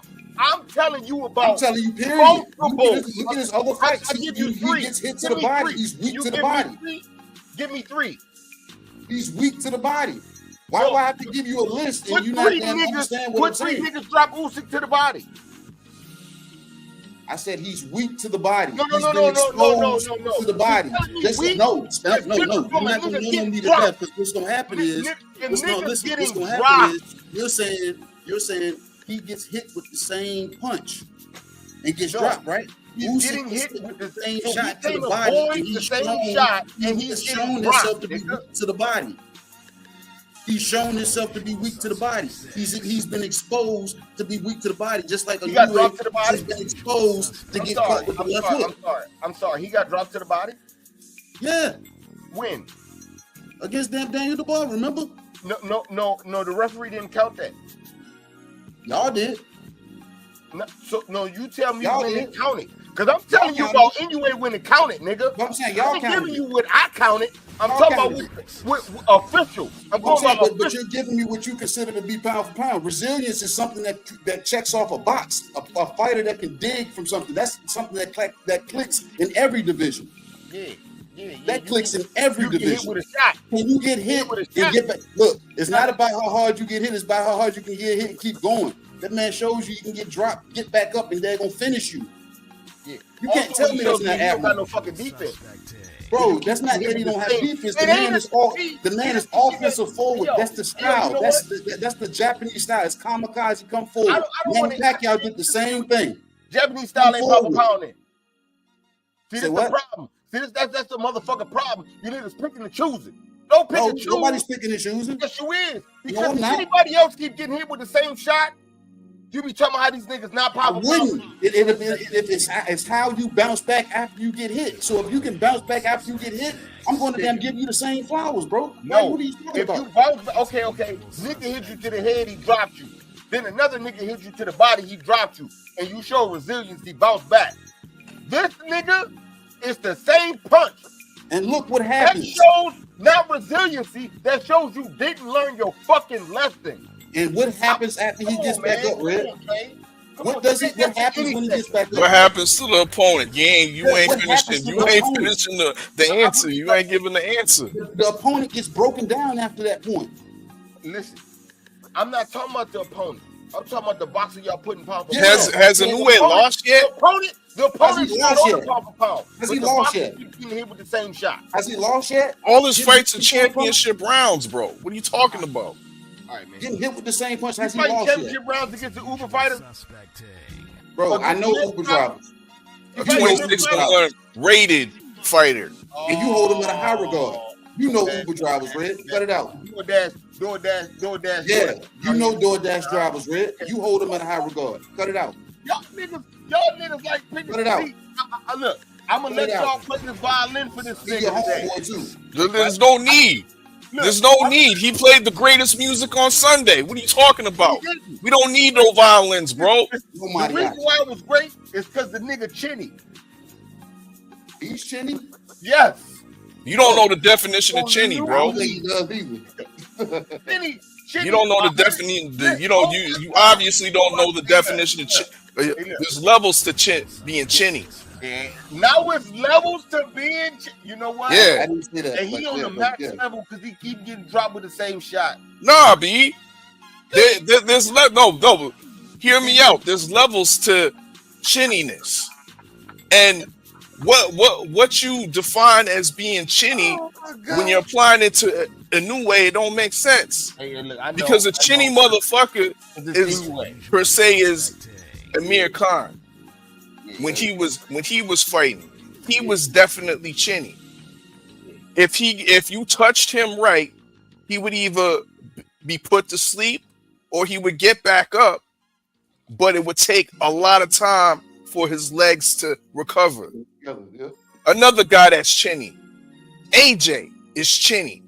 A guy that takes a long time to recover after he gets hit flush. Even if you don't all the way knock him down and you still wobbling is a part of being chinny. So it's not all the time that you got to be put on your pockets, because sometimes when you get put on your pockets, it's not always about your chin. It's about your balance and your foot placement. Could you got to hit when you're squared up and didn't have the proper balance, so then you falling over in part in addition to being tapped on the chin. So that's why I'm saying there's levels to chinniness. And what you define as chinny doesn't fit with Inoue because he's once again resilient. He after the knockdown, he recovers well. You don't see this man wobbling or skating, skiing and skating all over the ring. You know what I mean? From his opponent attacking him. The opponent always comes in on high caution. It ain't like that. But Inoue ain't sweet like that when you're talking about his chin. So understand when you utter the word chinniness, you can't be putting it on Inoue. You just sound foolish. You just sound like, oh, just because a nigga get put on his pockets, there's no other dynamics to it. Well, there you go, Ray. I gave you the dynamics. Knockouts or knockdowns happen when, of course, when you get hit, and of course, if you're off balance or you don't have the correct balance to impact or brace for the impact. And if you kind of look at it, that's what happened. His feet came my together. bad. Go ahead. If you look at it, even the Lewis Neary, his feet came together. And I got a coach that even then verified that. They was like, yeah, a lot of knockdowns, you see the flare of the punch connecting, but if you look down, you see what actually contributed to the knockdown. Foot placement, because you're there trying to turn, and as you're turning, feet came together, punch lands, you go down. Like I said, every time you've seen this man go down, he gets right back up and goes back to it.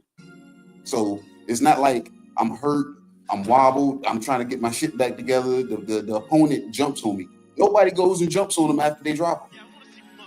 If he was so chinny, people would go do that. They'd be like, you know what? I dropped him. Let me go get my monster. I'm about to go drown the monster. They don't do that. So it's something there that's still a threat. I don't care about the man getting knocked down. I care about him getting back up, and he's getting back up. And he's dominating after he gets back up. It's not like the fight is even swinging back in the damn opponent's damn favor. That opponent gets that one round, and after that, they unheard of after that, and that's regardless of what it is he's for.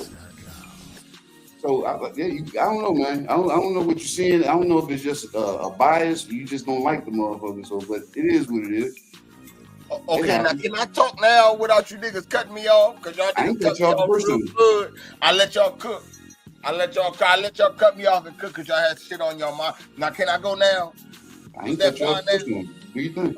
Okay.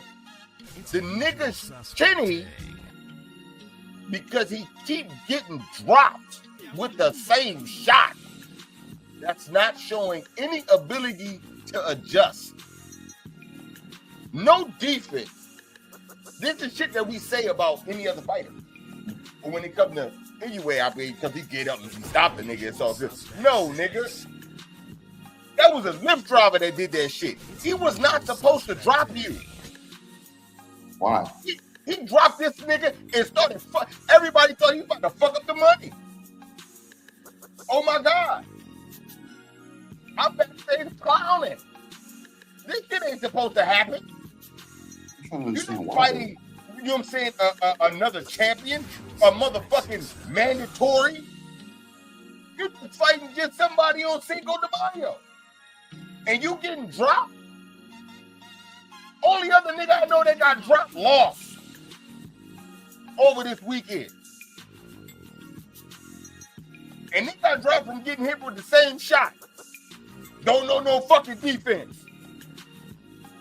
You say same shit. It's a usual suspect. It's just that you got up and, you know what I'm saying, turned into injury and, you know what I'm saying, beat the shit out of a lift driver like how you supposed to do from jump. But we're not gonna confuse this shit. See, when Lewis Neary did it, that was the ex-champion and, you know what I'm saying, and my bad. When Nonito Donaire did it,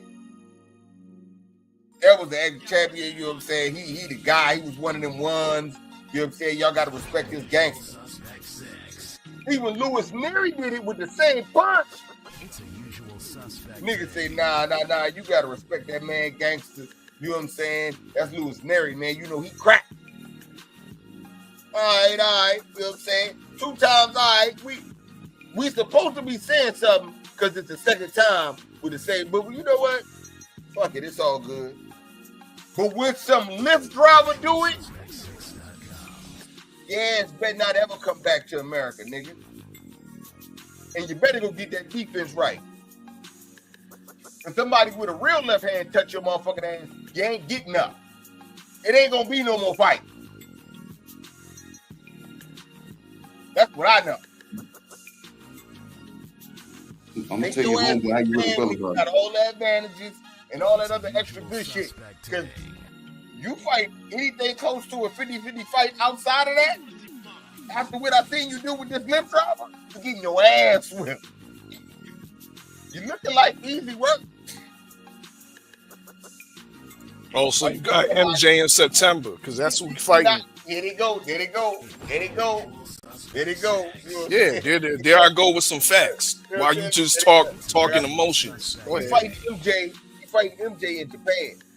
But he fight anybody else outside of Japan that's close to a 50-50 fight, he might get his ass whipped. That's what it's looking like. Stay your ass over there. Stay home. Do your shit like how you been doing. Because you're not ready. You know what I'm saying? You are a Japanese level fighter is what you're turning into. Little by little by little. You know what I'm saying? And I'm going to sit back and watch it because it's looking good. Yeah, you're getting stoppages. You're getting dropped. You're getting up. Shit look like a Rocky movie to me. Feel like a real life Rocky movie. Except for you Japanese, you know what I'm saying? They're like Rocky anime, nigga. Fuck it. Do your thing. I ain't hating. I'm here for it. You know what I'm saying? I am more intrigued for the fight style because we don't know about this chinny ass nigga might get dropped. He gonna get him beat somebody ass because they dropped him, but he might go down. You know what I'm saying? And, you know, I'm highly entertained. Can't say I'm not entertained for sure. But we not gonna say this motherfucking nigga's one of them won. We not. And if we ever do a pound for pound list, he gonna be the only one on that motherfucker that get dropped consistently. Guaranteed. He be the only nigga. Whoever put him on the list is gonna be 5 solid niggas, and the 6th nigga gonna be someone that get dropped consistently with the same punch. I'm just saying. On that note, we gonna go ahead and get out of here. I'm gonna tell your boy how you really feel about him, Red. It's cool. Who? Tell who? The Uber driver that I told you that's our homeboy, and you should know Lyft and Uber DoorDash drivers and shit. You know what I'm saying? I'm gonna tell you how you. Ain't they in the same weight class too? Yeah, they're in the same weight class and everything. I'm gonna tell you exactly how you feel. Yeah. Man, I ain't shitting on nobody. If they put it on the stats, if they put it on the stats, and I was trying to tell you that bio. You, as the fighter, can decide what goes on there. And he spoke to that after the fight. That was his thing of putting it on there. He chose, that was him wanting to put that on there. And that's what he do. Yeah. Put on it. And but like I said, we know. If it's a boxer that I fuck with, hold on, okay? I ain't shitting on a Lyft driver. Yeah. I ain't shitting you. You think I'm shitting on a Lyft driver. Nah, nigga. And I'm going to tell you the same shit. If one of my homies is a Lyft driver and they fight Inoue and they drop his motherfucking ass, I'm gonna be saying how Inoue got dropped by another Lyft driver, nigga. That's what I'm gonna be saying. You let another Lyft driving ass nigga, don't you ever catch another ride a day in your life, nigga. You need a private driver, nigga. That's what I'm gonna be saying. That's the type of shit I'm gonna be talking. And you know it. But the definition of a Lyft driver and a taxi driver is totally different today. And I'm saying that because of the fighters that I personally know. That's why I was like, taxi driver, that shit still sticks. But Uber drivers, Lyft drivers, nah, these dudes actually still work, bro. They still get it in the gym. They got time to work in the gym. I ain't saying that they don't, but what I am saying, bro, I don't like the label of motherfuckers saying, oh, he got knocked out. It's a difference between you doing something in your part-time hours and it's all that you do. I am saying that. But those people that all that they do, they got support. I am saying this. Yeah, they got support. I seen Shakur knock out an electrician, and didn't get dropped. When was the last time you seen Shakur get dropped? Hey. That's the, are you making a point for me or for yourself? I'm asking you. You say he didn't get dropped. I'm like, he's known as the best defensively responsible fighter in the damn game right now. So why would you expect him to get dropped? He's defensively responsible. Most of the niggas pound for pound or close don't get dropped like that. KG is what I'm trying to say. But his number one attribute is defense. What nigga on the pound for pound list get dropped all the time? On your pound for pound one attribute. Tell me, hold on, KG. Tell me what fighter on your pound for pound list that gets dropped multiple times. Multiple times? Anyway. When you say multiple times during the fight, or just because he gets knocked down? With the same shot. Monster Inoue is on my pound for pound list. I know. Other than Monster, what other fighter gets dropped all the time with the same shot? I'm sitting there like when you kept saying pound for pound, I've been over here like I'm talking about even 10-15 minutes ago when we were talking about this. I was drawing a blank. I'm like, who the hell was on my list? That's what I was sitting up here thinking. Because I knew he was gonna. Yo, don't look, yo, KG, don't entertain this, man. You know what I mean? Because he's trying to usher his criteria on everybody else. Ain't nobody using your criterias, right? Yeah, that's the thing. I already educated you on the levels of chin, and you still won't listen. Are you still back to the same basic knowledge of boxing that you just got dropped? No, I didn't say he just got dropped. Don't try to scramble what I said. And we could do it in live time with your ass too, nigga. Since you feel so strongly about Inoue. You can give me your top 5, your top 6 fighters right now, KG. Who you think is your top 6 right now? And I guarantee none of them niggas continuously get dropped with the same shot. And I'm telling you, I don't give a fuck, bro. I know you don't, because you know I'm Yo, right. that's on you. Yeah, I know you don't, because You know my criteria is strong. I know. KG, would you like to But you know what my criteria is, right, Red? What I like to see. It ain't about. I'm not saying it's that. not about what I like to see. No. I ain't saying that. It's not. You know what I'm saying? What I'm saying is, and based off what you're saying, I never even look. And based off what you're saying, I never even judge a new way off of that. You know what I'm saying? That's something that you inserted, but at the same time, based off of when it does happen, the motherfucker gets back up and finishes the job. So that's something I can overlook because ain't nobody. They're not keeping him down. And then he's not hurt. He's not wobbled. He's not, you know what I'm saying? So that's something that, like, honestly, I can overlook it because of how he is not really even a bounce back. It's like a switch. Nigga, let me go in here and kill this nigga. So I understand what you're saying, but at the same time, it's like a non-factor because it don't play a factor in the fight after he gets back up. Straight up and down. You can't even point out any fact that he cannot do that is played a factor. About after he get up. No, I know what you're saying. But at the same time, him getting knocked down, I'm saying, is being overlooked because of what he does. And that's what's crazy to me. When I said Boots, when I told you that Boots don't even get challenged, you said, but still, like his style. It was what I like to see. I know. You said still his style and all that other shit. So I'm like, all right, cool. You know what I'm saying? But this nigga always getting dropped. And what did I just say? But it's what you like to see. You know what I'm saying? And why did I like to see it? Because it's something. Look, I'll be honest with you. It's something that shouldn't be overlooked, but the fact of what he does when he gets back up is why it's overlooked. You are damn. It's a non-factor. I said that because he get dropped, he get up and beat up shit. Because I'm saying, but at the same time, if he got back up and showed like signs of I'm hurt or I got this going on, or he's not showing any residuals. Man gets back up. What I'm saying is, he got to get dropped. No one else is doing that. But he's not getting dropped every fight. You named 3 fights. The other damn fights, he's damn ran through these damn dudes. So it's not that he has to get dropped. Dropped with the same punch. You know what I'm saying? It's not that he has to get dropped though. But it's the same punch. Yeah, but what happens to these motherfuckers when he get through? No one else is doing that. And if any one of them niggas was doing that, you wouldn't put them in your shit. And look, you got fighters that you like that have been dropped and don't stop anybody after they get back up. You want me to give you a prime example? I give you a prime example. Heath Thurman. Heath Thurman ain't never been dropped to the body. But unless you tell him he got a weak body. He do. So do this nigga got a weak chin? No.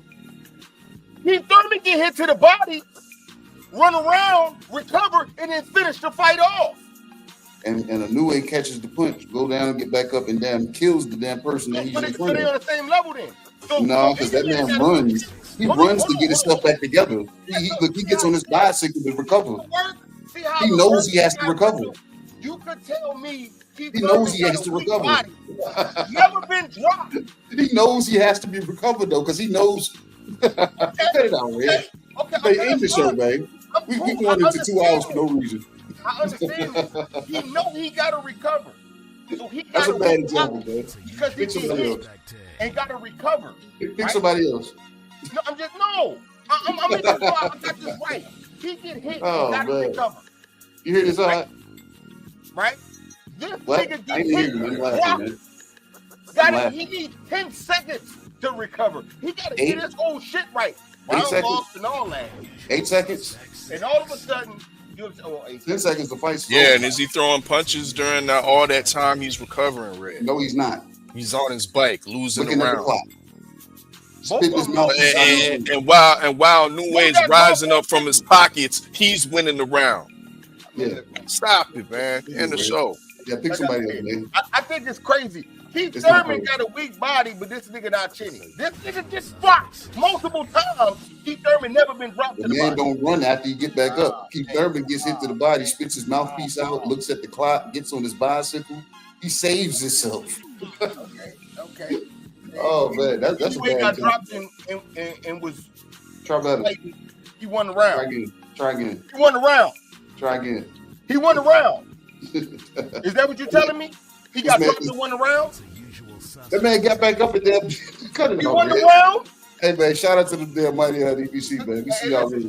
If you know when nigga got ESPN Plus, we can run it right back. And we'll show it. He won the round. That's why I think it's beautiful. Keith Thurman weak to the body, but Inoue not chitty. Inoue continuously get dropped. But it's a beautiful thing, man. It's a beautiful thing, man. It's beautiful. It's a great day, man. Yeah, like I say, you know, they make all kinds of excuses. No excuses. Defense don't matter no more when it comes Not one made. When you Not from one Japan, excuse. when you from Japan, your defense don't matter. It ain't even about Japan. It's just about the fighters. That's all. Come from across, your defense don't I matter. don't even care where you're from. You can You be saying Japanese defense don't matter. As long as you get up, and if you fight like that, show enough offense.